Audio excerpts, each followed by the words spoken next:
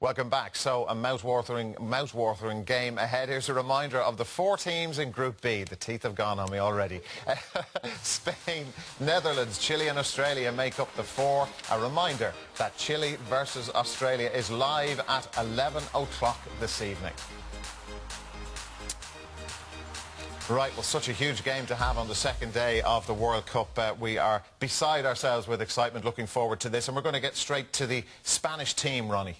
Talk us through this. You just look at it and you think, this is a very, very good team. Yeah. Class all round. I think they'll go 4 at the back with 2 central sitting midfielders. Would be Busquets and Alonso. And then I'd go Xavi or Iniesta wide and Silva wide and Xavi in the middle.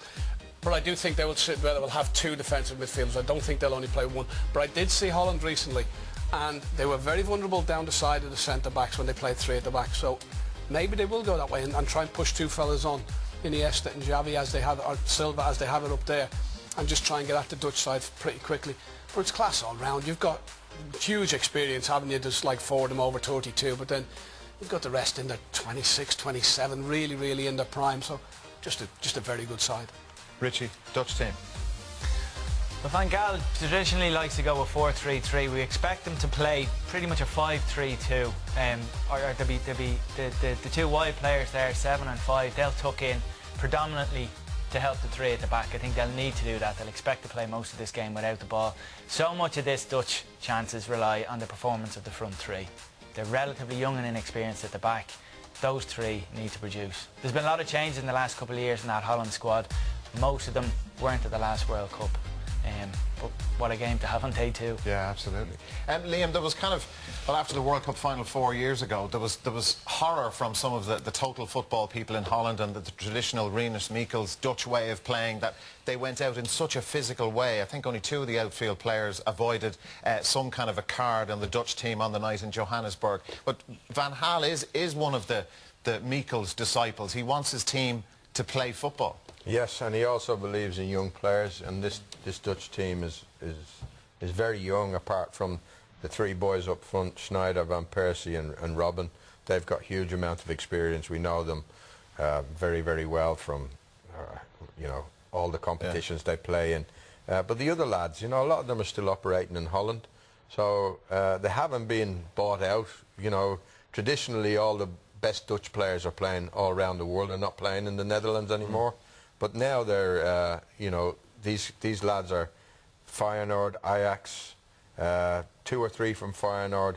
Lads I don't know a great deal about, but Van Gaal believes in young players. He believes in playing the game the right way.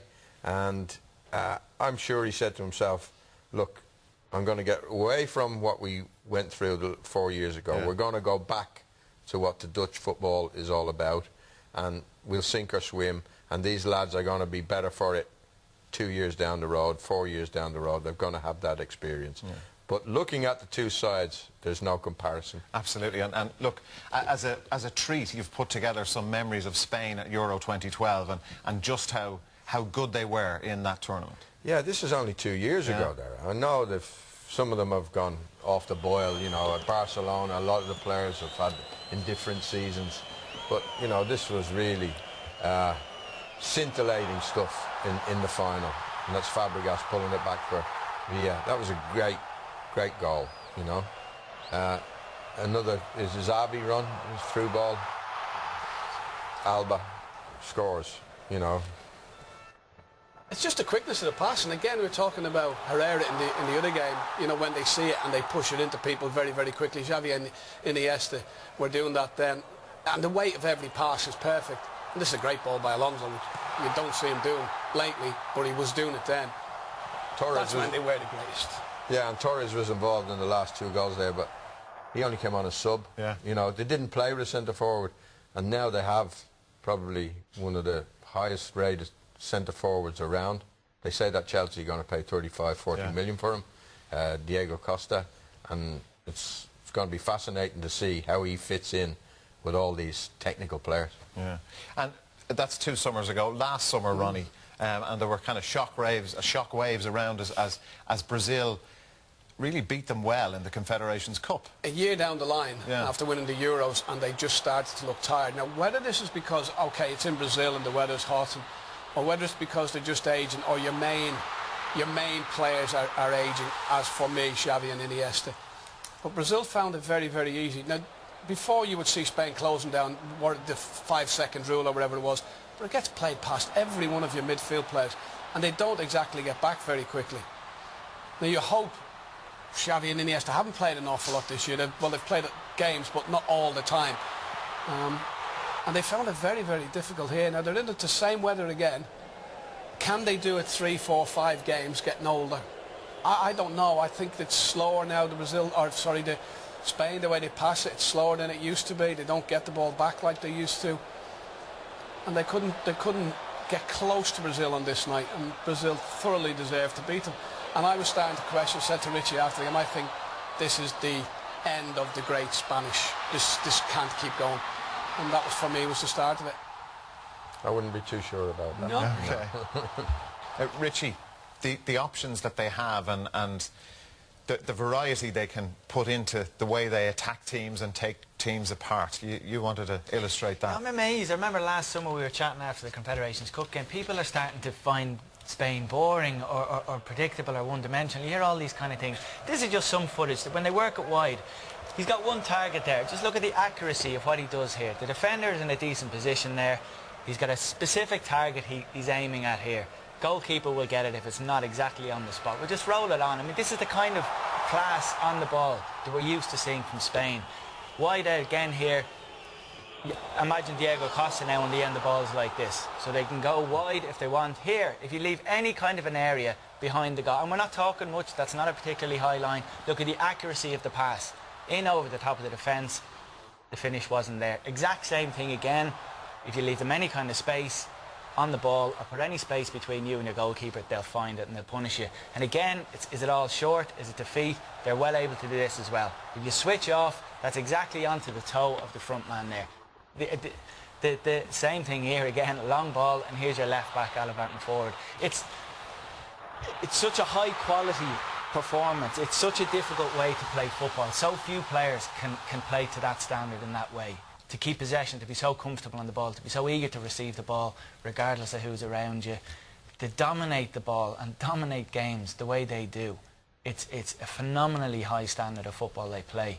I think they're a joy to watch. I wouldn't be putting as much weight on the fact that they were beaten by Brazil last season. And Ronnie says it's kind of a turning point now. They're in their demise. But you look at the team, you look at the bench, you look at the options.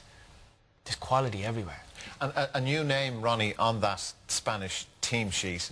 It's not a new name if you're used to watching Atletico Madrid all year. Diego Costa. He could come in for a bit of stick tonight as well. I think he will, yeah. 4 caps, 2 for Brazil and 2 for Spain.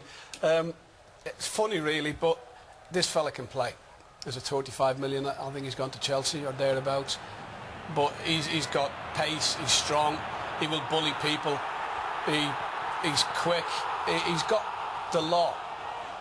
Extra thing is he's very good in the air. This is a great header. He's backing up and he's got to get pace on it. You know, you whip balls in for him and he'll get on the end. This is a great run. You watch him. He's near the centre spot now, the penalty spot. Look, he just drifts away in at the back and puts it away again. He's a... you know, I thought Torres was half decent. Then Soldado come along and he had a bad season at Tottenham. But now this Diego Costa is on the scene as well and gives them another dimension up front.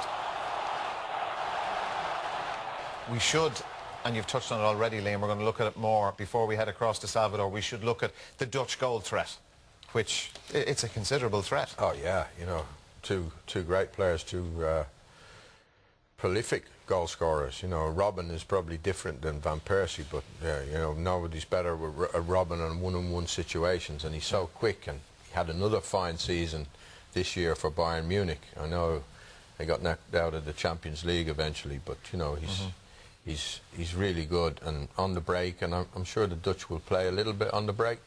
You know, excellent. And Van Persie, he didn't have a great season, but he won Man United the title going back the season before. Yeah. So I think those two guys are going to be their only chance of beating the Netherlands tonight. We're not going to look at that. Beating Spain tonight. Sorry. Yes, indeed. We're not going to look at that piece of video now because we'll be heading across shortly. But what's your gut feeling, Ronnie, on the way this is going to go? The gut feeling on tonight is that Spain will win. They're good enough to beat most teams, but I don't think they will go all the way and win the final. But you just have to look at the players that are out there. So I fancy them to win, and fairly comfortably actually tonight. All right, okay. Richie? I think Spain to win. I think they have too much for this Dutch team, particularly at the back. As I said, they're young, they're inexperienced. It's a massive test for that Dutch team to come on the first day. And this is a difficult group. It involves Chile as well. And the runner-up of this group will play probably Brazil in the next game. So there's a load riding on this match. Liam, your feeling? Well, a great match to look forward to. Van Gaal, the mention of him being Manchester United manager next year. Can he turn this Dutch team into contenders with so little experience? Has he got the magic? And the question mark over Spain is, have they got the drive and determination to do it again, to make it 4 major championships in a row? That's the question tonight. I do think, looking at the quality of the team, that Spain should beat Holland. Just looking down that line, there's the familiar faces, but there's some young faces as well in that Dutch team. Well, de Jong's in there, isn't he? Yeah. Schneider, we remember they had good World Cups last time round, but these guys have been operating at the very top of football for best part of 10 years. Iniesta's 30 now. No way is that over the hill for a midfield player. Xavi's getting on a bit, 34, but probably Alonso. Top players. Alonso had his best season for a long time, so if they've got the enthusiasm, they could be the first European team to win in South America. A match to savour already in Salvador. Let's join our commentary team there. Trevor Stephen and first Peter Collins.